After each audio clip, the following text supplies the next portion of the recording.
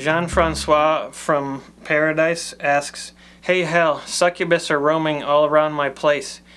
How should I keep them out?" That's a hard one. A succubus, if you don't know it, is a demon lady with wings and a tail who wants to access special areas on your body. You might be sleeping and then you'll wake up and the succubus will be available in your bed. The only way to stop the succubus from touching your nethers is to call the succubus fat.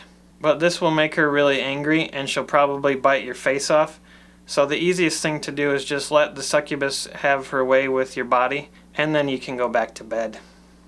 I got a related question from Aaron Jory Gilliam, who asks, "I have an intergalactic portal underneath my bed and I hear voices from it. What should I do? Please help." You should slide a piece of pie into the portal. If the plate comes back empty, then there's a pie murderer on the other side. Hide all your pie. Hi, Hal. Oh, hi, Succubus.